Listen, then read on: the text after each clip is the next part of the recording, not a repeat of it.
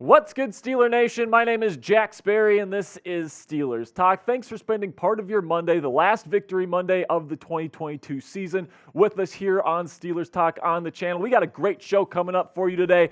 Matt Canada, he's still on the coaching staff. He's still around. He did not get fired today, so we'll be discussing if he'll be returning to the Steelers in 2023. Then we're going to go in, looking ahead to the future a little bit. We'll be going into free agency for the Steelers, get a little bit of a preview for that, and then stick around because I'm going to give you three players I think the Steelers should absolutely re-sign to the roster for 2023. So stick around for that. Before we get into today's action, make sure to go ahead and subscribe to the channel now. And this is what I'll say, guys. If you're new to the channel, you're not quite sure, if you like the content here, try it for a week, all right? Go ahead, subscribe to the channel, and in a week, if you don't like what we do here, we're going to be doing a lot of really great draft stuff coming up here, free agency stuff.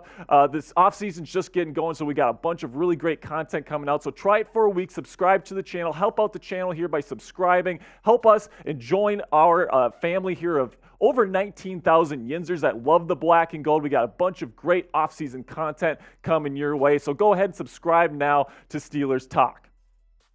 All right, so now let's get into today's news. The number one item is that Matt Canada, the clown himself, is still around. I was hoping to be doing a Fire Matt Canada video today after they fired him here on Black Monday, but he hasn't been fired, and it looks like Coach Tomlin is going to be taking his time in this process as he decides whether or not to keep Matt Canada going into the future. So at his press conference today, the postseason kind of press conference that he had today, this is what he had to say on the matter. I thought he got better just like our team got better. I'm not going to speculate about him or anyone as I stand here today. As I mentioned, we fight, and that fight has come to an end. I'm just beginning the process of transitioning in terms of wrapping a bow around it and look and seeing what 2023 looks like. And he also says, and so I'm just not there. We've got some work to do, but largely I thought he got better in the ways we got better, and so it was encouraging. And really, Tomlin is taking his time. That's what he's saying here. He doesn't want to make any rash decisions. He was expecting to play in the postseason, and of course the Steelers were just a Joe Flacco 10-point performance away from making it to the postseason. So he was expecting to play of this upcoming week. So he hasn't made any final decisions yet. He's going to be doing exit interviews with all the players and coaches here. So it'll be interesting to see what he does. But something that was interesting is that on the Pat McAfee show today, after that press conference, Ian Rappaport talked about this, and he actually thinks Matt Canada is going to be returning to the black and gold in 2023. He said on the show, the quarterback played better. The offense has played better. Najee Harris has played better. So the offense is going in a direction that makes you think Matt Canada is staying. And then he also says, generally, when a coach talks like that, speaking about Tomlin at his press conference, and they're not there yet, they're still going to go through it. But when a coach talks like that, it leads you to believe that he's back. And this is kind of rough, guys, because it's like, is he going to be coming back? He did talk about him in a positive way today, so he definitely could be coming back next year, and it's definitely a possibility, which is a scary thought for a lot of Steelers fans out there. But let me know in the comment section right now, has Matt Canada earned another year as the Steelers offensive coordinator? Type hell yes in all caps or type hell no in all caps. This will be the pinned comment on today's video. So whenever you get an ad break here on the video, just go right down to the comment section, find that pinned comment. It'll be right there at the top, and answer today's question. For me, it's a big hell no. I don't think he's earned it at all, and I'm going to be giving my reasons why here. Better doesn't mean good necessarily, guys, right? So it's true that when Rappaport says the offense has been better in the second half, that's absolutely true. But in my opinion, guys, just because you improve from the second half to the first half doesn't mean you have a good offense. Let's take a look at the totality of the season for the Steelers offensively, right? 26th in points scored, 27th in yards per play, right? Drive success rate below league average. The one area where they were actually really good in, especially in the second half of the season, was on third down. They were really good keeping drives alive, and Kenny Pickett really did a great job, and Canada did a good job getting his guys open on third down. But then in the red zone, again, we dipped below league average at 23rd with only 51.9% of red zone trips resulting in touchdowns. So in my opinion, based on the totality of the season, based on what I saw from all 17 games of the 2022 season, the Steelers would be better off with a new offensive coordinator, somebody that actually runs a pro-style offense. Matt Canada is still running a very similar offense to what he ran at Maryland, at LSU, a college offense. And maybe that's helped Kenny Pickett transition a little easier, right? But at the end of the day, guys, if the Steelers want to be competitive in the National Football League, they need someone with a pro-style offense. And Matt Canada doesn't give you that, in my opinion. And so I think you need to find somebody else.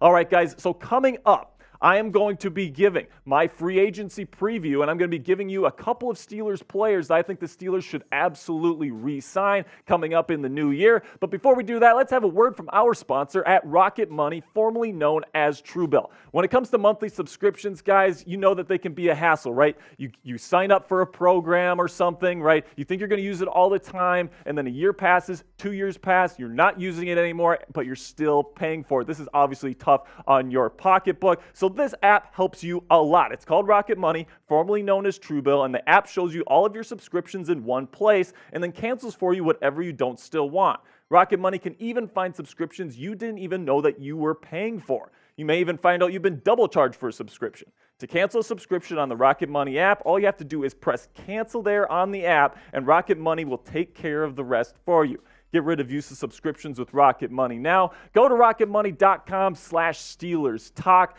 to help out the channel a little bit, but also help your pocketbook. It's helping me a ton. I was somebody that was paying for a bunch of subscriptions that I didn't need to be paying for. This Rocket Money has definitely helped me with this problem, and it's helping my pocketbook a lot. So go ahead and go to rocketmoney.com/Steelers Talk to help out the channel a little bit, but also help your financial situation. All right, so let's go over kind of a preview here of free agency for the Steelers, because it's going to be an eventful offseason for the Steelers, in my opinion. I think if they move pieces around the right way, they sign the right players, the Steelers could absolutely make a run for the AFC North crown in 2023. So let's just start here with the cap room.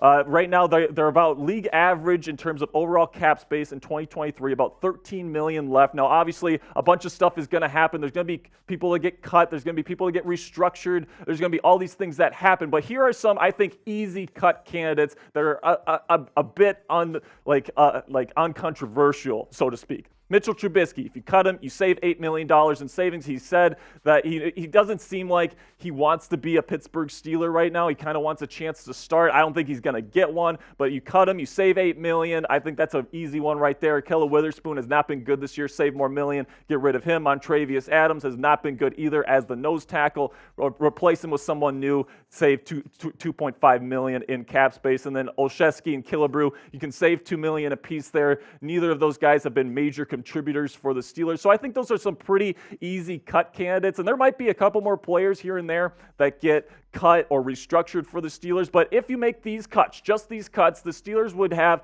$31.5 or about $31.5 million in cap space, which, that gives them a little bit of wiggle room to help out their roster, help fill some of the holes that they have. And I'm excited to see what they can do. All right, guys, before we get into the players that I think they should let go, some players that I think they should re-sign, give me a hot take in the comment section right now of a player that you think that the Steelers should cut that maybe is a bit controversial. Maybe you think they should cut Myles Jack. Maybe you think they should cut Levi Wallace. Maybe you think they should cut somebody else. All right, give me a hot take in the comment section if there's a player that you think the Steelers should cut that's a bit controversial.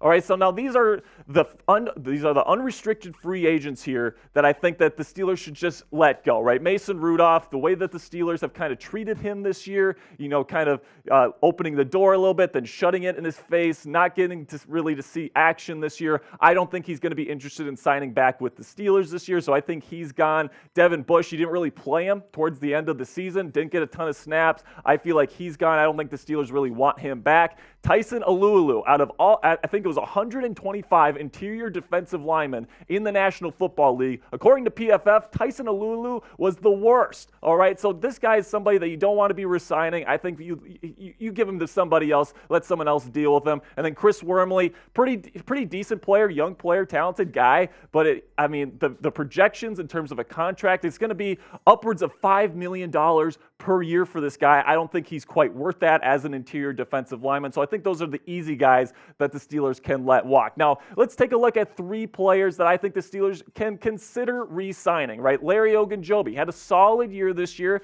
Nothing special. He didn't light the world on fire or anything like that, but he's a solid run stuffer.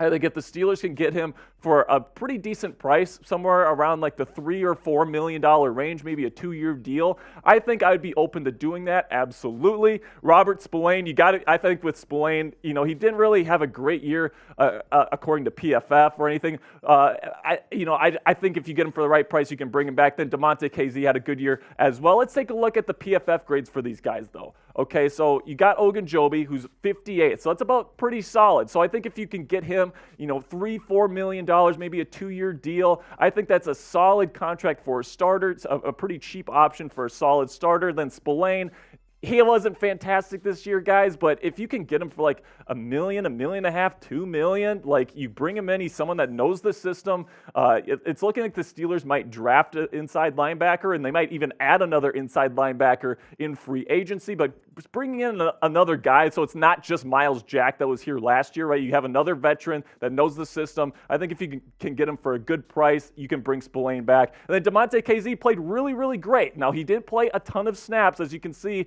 He didn't qualify for ranking there for Pro Football Focus this year, but when he was in the game, right, he had an 81 rating, which is right up there with the top 10 safeties in the National Football League. This is someone that's played at a high level in this league before, and I think that he really worked well. I think the Steelers played really well this year when he was in the game with Terrell Edmunds playing that kind of hybrid linebacker role, and then, of course, Minkah Fitzpatrick. So bringing back KZ for a good price, I think that the Steelers could definitely get him at a pretty decent price this year as well, because he didn't play a whole lot in terms of overall reps. So I think the Steelers could bring him back, and I think that'd be a really good addition for the Steelers as well. So now let's get into my 3 players that I think the Steelers should absolutely re-sign. All right, number 1 is Cam Sutton. All right, and Cam Sutton is somebody who is by far the best cornerback on the Steelers team this year, right? 43 tackles, 3 interceptions. He was the cornerback one, the unquestioned CB1 for the Pittsburgh Steelers. Now, is he a true lockdown number 1 corner in the National Football League? Probably not, but I think he's a very, very solid number 2, and right now he is the best that the Steelers have on the roster. In my opinion, you bring him back right now, market value projects him to be about $7.5 million per year, and I think that in terms of other kind of number 2 type cornerbacks, I think that's a pretty fair deal. I'd bring him back on a 3-year deal, $7.5 million a year. I think that'd be a good deal for the Steelers. And then there's Terrell Edmunds, right? The strong safety who has played with Minkah Fitzpatrick for a long time, ever since Minkah was traded here. And he didn't have his best year overall, only a 69.1 PFF grade, which is still above average. But the big thing for him, I think, is that he already has excellent chemistry with Minkah Fitzpatrick. I think that he meshes well. You can plug him in at kind of like a hybrid linebacker role, like we saw when DeMonte KZ was in the game this year as well. I think he works really well in that role. And then also, he could be influential in getting the Steelers to bring in his brother, Tremaine Edmunds, one of the best inside linebackers in the National Football League. He plays for Buffalo right now. Bringing him in would be fantastic. And speaking of brothers, that's why I want Derek Watt to come here. I want Derek Watt and TJ Watt to be that force that could potentially bring JJ Watt out of retirement and into the black and gold. Imagine these 3 brothers on the same team, bringing that family together. I think that would be one heck of a story. That'd be one of the greatest stories in sports for the season, in my opinion. And if you sign Derek Watt, who's a very good fullback, mind you, I don't want to just sign him to get JJ. I think he's a good player. I think you bring him back. You can bring him back as your fullback, full-time fullback like he was this year, and then you also get that chance to bring the Watt family together, which I think would be fantastic. All right, guys, get in the comment section right now and tell me which Steelers free agents you want to re-sign in 2023. I laid out the guys that I want. I laid out the guys that I definitely want to re-sign, the guys I would be open to re-signing, and then the guys I want to let walk. All right, guys, before we wrap things up, I want to give a big shout out to Chris Evans, who won the jersey giveaway, the Christmas jersey giveaway that we were doing here on the channel. He got a white TJ Watt jersey, number 90. There he is wearing it. He sent me this photo last week. Appreciate you, Chris, the support you give to the channel. Really appreciate it, dude. This is your major shout out. All right, guys, before we say goodbye here, if you are a real one and made it to the end of the video, if you are a true Yinzer, go ahead and go in the comment section right now and type real one in all caps so we know you made it to the end of today's video. All right, Steeler Nation, I appreciate the heck out of you. I'll see you guys tomorrow. Peace.